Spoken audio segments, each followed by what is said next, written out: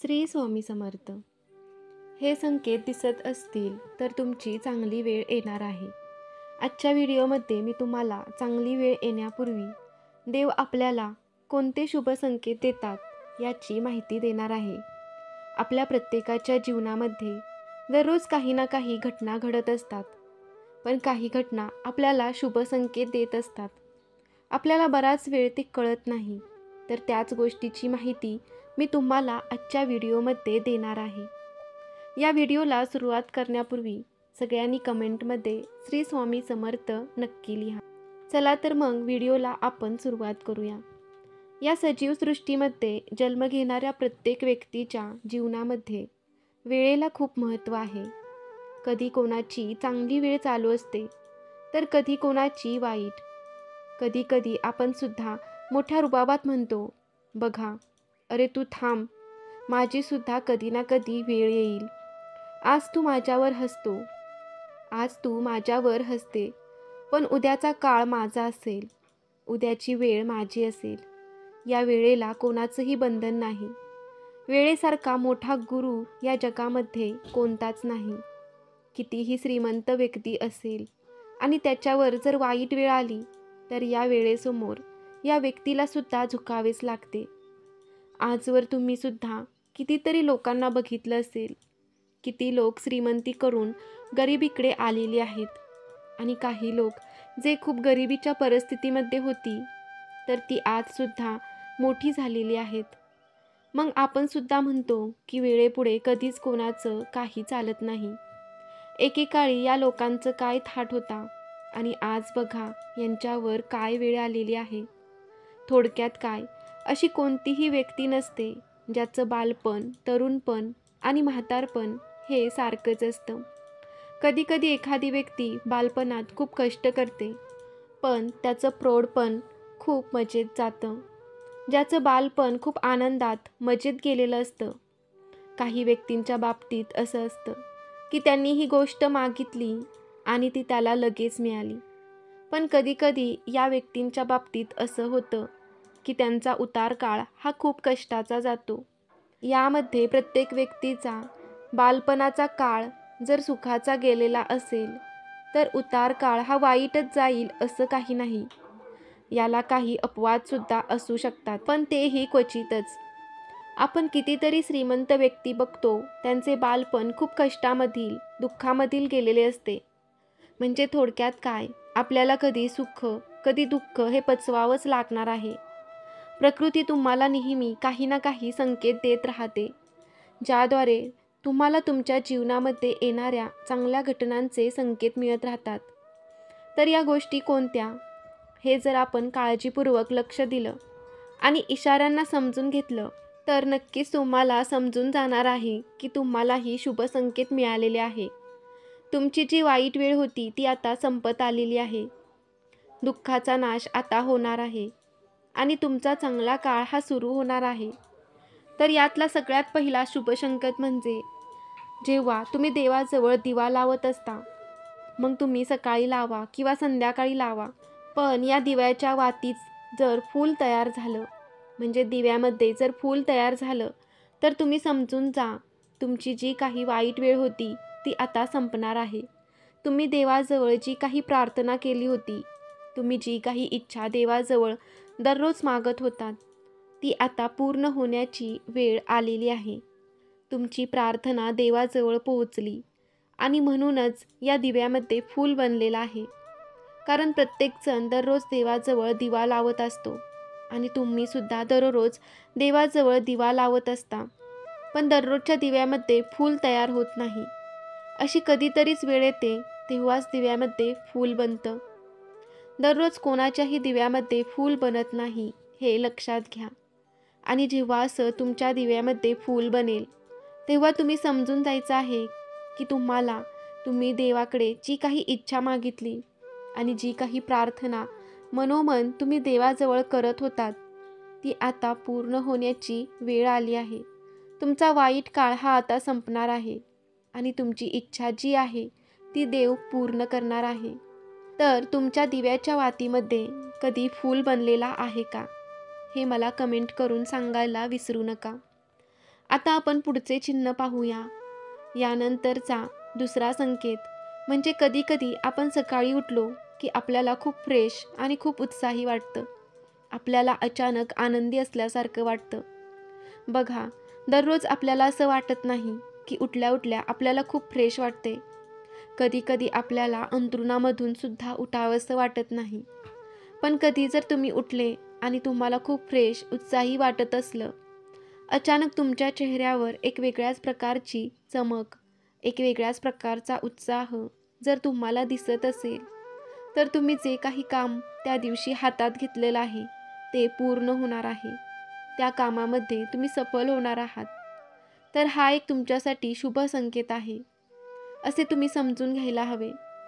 यानंतरचा तिसरा शुभ संकेत म्हणजे जेव्हा तुम्ही एखाद्या मंदिरात जाता किंवा मग एखाद्या देवाच्या चरणी तुम्ही नारळ वाढवत असता, म्हणजे नारळ फोडत असता, तेव्हा तो नारळ जर पावलं, म्हणजे नारळ जर आतून खराब निघाला, तर तुम्ही बऱ्याच वेळा नाराज होता की अरे, मी एवढ्या उत्साहाने देवाच्या मंदिरामध्ये आलो होतो. माझी काहीतरी इच्छा पूर्ण होईल या आशेने मी देवाला नारळ फोडण्यासाठी आलेलो होतो आणि नारळ बघा खराब निघालं. म्हणजे नारळ पावलं, तर असं काय झालं असेल? माझ्या बाबतीत काही वाईट घडणार आहे का? देव माझ्यावर रुसला आहे का? तर असं अजिबात नाही.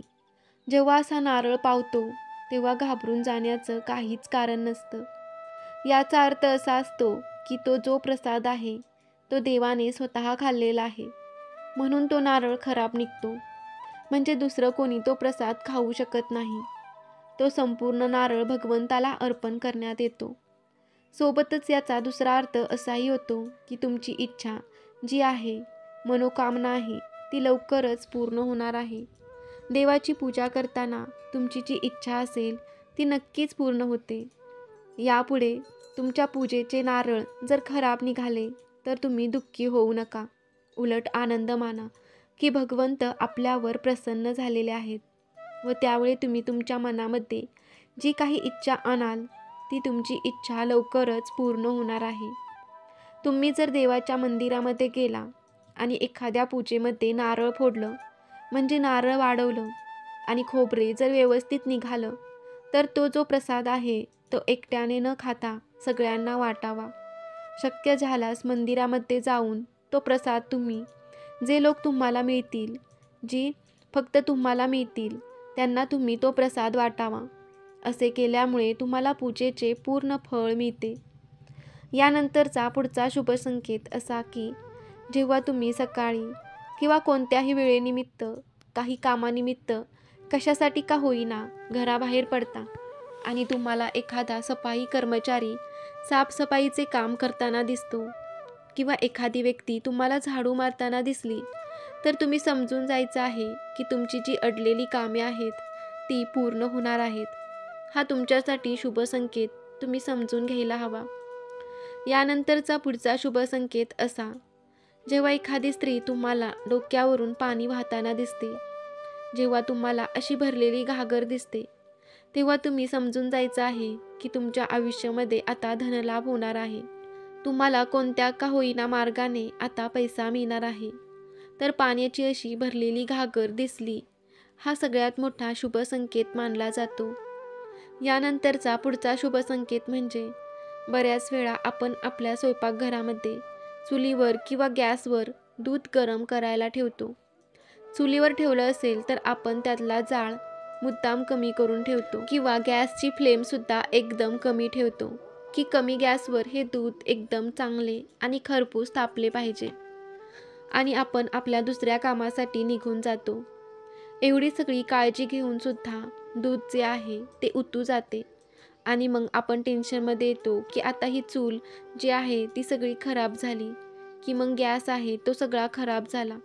आता मला हा जो गॅस आहे किंवा ही जी चूल आहे ती पुसण्याचा किंवा गॅस पुसण्याचा वैताग होणार. अशा वेळेस नाराज होण्याचे कारण नाही. दूध जर उतू गेलं तर ते अत्यंत शुभ लक्षण आहे.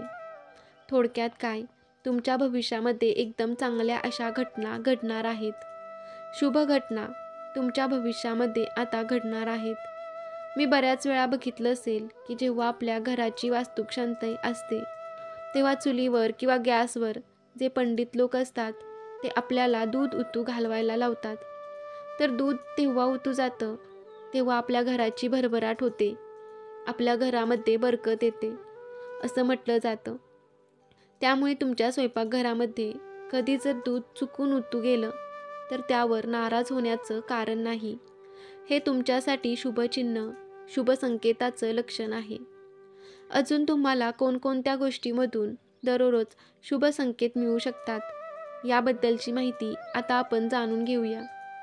जेव्हा तुम्ही सकाळी लवकर उठण्याची सवय लावता, उठल्याबरोबर तुम्ही मोबाईल वगैरे काहीच न हातात घेता एकमेकांच्या तळहातांकडे पाहून प्रातःकाळाची प्रार्थना म्हणता. कराग्रे वसते लक्ष्मी, करमध्ये सरस्वती, करमुले तू गोविंदा, प्रभाते कर दर्शना. ही प्रार्थना जेव्हा तुम्ही दररोज म्हणायची सवय लावता तेव्हा तुम्हाला कधीच कोणत्याच कामामध्ये अडचणी येणार नाही. तुम्ही तुमच्या प्रत्येक कामामध्ये यशस्वी व्हाल. जर तुम्हाला ही सवय नसेल तर तुम्ही आजपासून ही सवय नक्की लावा. उठल्याबरोबर मोबाईल म्हणा किंवा कोणतीही गोष्ट हातामध्ये न घेता फक्त अंथरुणावर तुम्हाला उठून बसायचं आहे. फक्त तुमच्या आयुष्यातली 2 मिनिटं तुम्हाला दररोज द्यायचं आहेत. सकाळची 2 मिनिटं आणि ही प्रार्थना म्हणायची आहे. नंतर तुम्ही हवी ती कामे करू शकता. बघा, तुम्हाला तुमच्या कोणत्याच कामामध्ये अडचणी येणार नाही. तुम्ही प्रत्येक कामामध्ये यशस्वी व्हाल. तर हा सुद्धा तुमच्यासाठी एक शुभ संकेतच आहे. यानंतरचा पुढचा शुभ संकेत म्हणजे जेव्हा तुम्ही तुमच्या घरातलं एखादं कपाट उघडता किंवा एखाद्या भिंतीवर किंवा तुळशीजवळ तुम्हाला 1 किंवा 2 पाली एकदम चालताना किंवा धावताना दिसल्या तर समजून जा की तुमच्यासाठी खूप चांगलं असं लक्षण आहे. हा तुमच्यासाठी एक शुभ संकेत आहे. जेव्हा तुम्हाला अशा 2 पाली तुमच्या समोरून चालताना किंवा धावताना दिसतात भिंतीवरून किंवा तुळशीजवळ, तर तुमच्या घरामध्ये माता लक्ष्मीचे आगमन हे होणार आहे. तुम्हाला धनलाभसुद्धा होऊ शकतो. तर पाल दिसणं हे सगळ्यात मोठं शुभचिन्ह मानलं जातं. यानंतरचा पुढचा शुभ संकेत म्हणजे जेव्हा तुम्ही घराबाहेर कशासाठी पडता आणि तुम्हाला एखादी पूर्ण शृंगार केलेली स्त्री जर दिसत असेल तर हा सुद्धा तुमच्यासाठी शुभ संकेत आहे. कारण देवीला शृंगार करणं खूप आवडतं आणि जर तुम्हाला एखादी स्त्री नटलेली म्हणजे खूप छान अशी सजलेली धजलेली दिसत असेल तर समजून जा साक्षात देवीने तुम्हाला दर्शन दिलेलं आहे आणि हा तुमच्यासाठी एक शुभ संकेतच असू शकतो. यानंतरचा पुढचा शुभ संकेत असा, जेव्हा तुमच्या घरातील स्त्री नेहमी आनंदी असते. घरातील पुरुष किंवा इतर कोणत्याही व्यक्ती स्त्रियांना कोणत्याच कारणावरून दुखवत नाहीत, वाईट साईट बोलत नाही. ज्या घरातील पुरुष किंवा सगळेच व्यक्ती स्त्रियांना नेहमी आनंदी ठेवण्याचा प्रयत्न करतात, त्यांना योग्य तो आधार देतात, अशा वेळेस हा तुमच्यासाठी सगळ्यात मोठा शुभ संकेत असतो. कारण स्त्री हे देवीचे रूप असते. स्त्रीमध्ये आपण देवी लक्ष्मीचे स्वरूप बघतो, देवी सरस्वतीचे स्वरूप बघतो किंवा सगळ्या ज्या देवीचे जे स्वरूप आहे ते आपण आपल्या घरामध्ये स्त्रीमध्ये बघत असतो. त्यामुळे ज्या घरातील व्यक्ती स्त्रियांचा नेहमी आदर करतात, त्यांच्यावर प्रेम करतात, तर हा प्रत्येक व्यक्तीसाठी असणारा एक शुभ संकेत आहे. तुम्ही जर तुमच्या घरातल्या स्त्रियांना आनंदी ठेवलं, त्यांना कोणत्याच कारणावरून दुखावलं नाही, तर तुम्ही तुमच्या प्रत्येक कामामध्ये यशस्वी व्हाल. तुम्हाला तुमच्या कोणत्याच कामामध्ये अडचणी येणार नाहीत. कारण कुठल्याही स्त्रीला घरातील सदस्यांकडून एवढीच अपेक्षा असते की तिच्याशी सगळ्यांनी प्रेमाने राहावे, तिच्याशी आदराने बोलावे, तिला कारण नसताना उगाच अपमानित करू नये. कधी तिच्याकडून काही चूक जरी झाली तर प्रेमाने समजावं, एवढीच अपेक्षा घरातील स्त्रीची असते. एवढं जर सगळं असेल तर घरातील स्त्री नक्कीच आनंदी राहते, हसत खेळत बागडत राहते. आणि असं म्हटलं जातं, ज्या घरातील स्त्री ही नेहमी हसत खेळत राहते, तिचा खळखळून हसण्याचा आवाज घरामध्ये गुंतून, तर अशा घरामध्ये माता लक्ष्मी वास करते आणि हा तुमच्यासाठी सगळ्यात मोठा जिवंत असा शुभ संकेत आहे. त्यामुळे घरातील स्त्रियांचा आदर करायला शिका आणि मानसन्मान द्यायला शिका. आणि सगळ्यात महत्त्वाची गोष्ट, स्त्रीने स्त्रीचा कधी अपमान करू नये. कारण आजकाल स्त्री हे दुसऱ्या स्त्रीची शत्रू बनत चाललेली आहे. एका स्त्रीला दुसऱ्या स्त्रीचे यश बघवत नाही. त्यामुळे घरातील स्त्रियांनी एकमेकांशी नेहमी आदराने, प्रेमाने राहण्याचा प्रयत्न करावा. तर हा एक तुमच्यासाठी मोठा शुभ संकेत ठरू शकतो. आता आपण एका महत्त्वाच्या शुभ संकेताबद्दल जाणून घेऊया. बऱ्याच वेळा आपल्याकडे मुलगी झाली की लोक नाराज होतात. म्हणायला फक्त असं म्हटलं जातं, आम्हाला मुलगा काय, मुलगी काय, दोन्ही सारखेच. पण जेव्हा आपल्याकडे एखाद्याला पहिल्यांदा बाळ होणार असतील, तेव्हा बरीच लोक, बरीच म्हातारी माणसं किंवा बऱ्याच बायका असे सुद्धा म्हणतात, अरे पहिल्यांदा मुलगा झाला की टेन्शन नाही राहणार. मुलीचं काय, कोणी एवढा विचार करत नाही. मुलगी लग्न झाली की दुसऱ्याच्या घरी जाते. त्यामुळे असा विचार न करता तुमच्या घरी जर पहिल्यांदा कुणाला मुलगी झाली तर तो तुमच्यासाठी शुभ संकेत आहे. तुमच्या घरी साक्षात महालक्ष्मीचे आगमन झालेलं आहे. पहिली बेटी धनाची पेटी असं म्हटलं जातं, तर ते काही चुकीचं नाही. जेव्हा घरामध्ये एखाद्याला पहिलं अपत्य जेव्हा मुलगी होते, तर त्याचबरोबर तुमच्या घरामध्ये बरकत येते, धनाचे सुद्धा आगमन होते, हे विसरू नका. तर मित्रमैत्रिणींनो, असे हे 10 शुभ संकेत तुम्हाला तुमची चांगली वेळ येण्यापूर्वी मिळत असतात. तुम्हाला ही माहिती कशी वाटली हे आम्हाला कमेंट करून नक्की कळवा. तुम्हाला जर हा व्हिडिओ आवडला असेल तर व्हिडिओला लाईक करा. त्याचबरोबर आपल्या कृपादृष्टी या चॅनेलला सबस्क्राईब करायला विसरू नका. श्री स्वामी समर्थ. जय जय स्वामी समर्थ. श्री गुरुदेव दत्त.